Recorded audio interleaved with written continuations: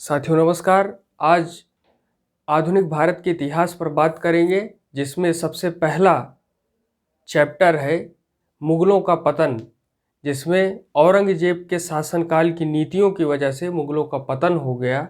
इस विषय पर हम बात करेंगे। सबसे पहले औरंगजेब के मन में दक्षिण विजय का सपना था।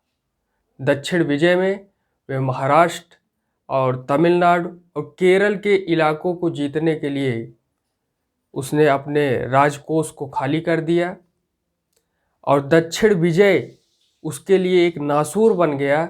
उसको संभाल पाना और वहाँ की शासन व्यवस्था को एडजस्ट करना औरंगजेब के लिए नासूर बन गया और मुगलों के पतन का यह मुख्य कारण था। औरंगजेब की गलत नीतियों की वजह से, गलत नीतियों में हिंदुओं के ऊपर जजिया कर को लगाना, जिससे एक बहुत बड़ी आबादी मुगलों के विरोध में आ गई थी, विद्रोह करने के लिए, आवाज़ उठाने के लिए हर समय तैयार थी।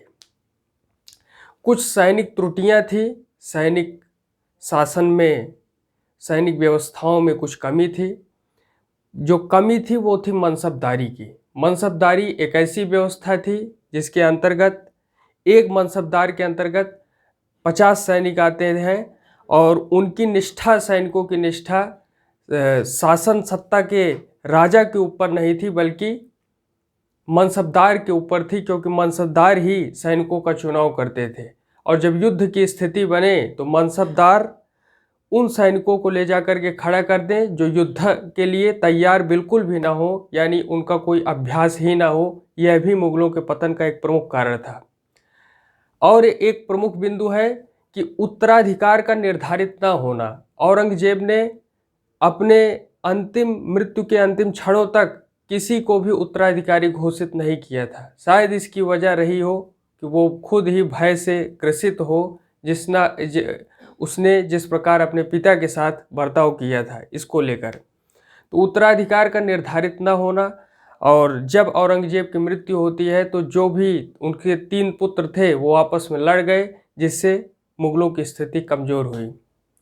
औरंगजेब के कुछ व्यक्तिगत कारण थे, जिनमें औरंगजेब बहुत शकी व्यक्ति था और किसी भी युद्ध में वो 2 कमांडर भेजे, क्योंकि उसको एक कमांडर पे विश्वास नहीं होता था। यह भी कुछ महत्वपूर्ण खामियां थी, जिसके कारण गुटबंदी तेज हो गई और मुगलों का पतन हो गया। धन्यवाद।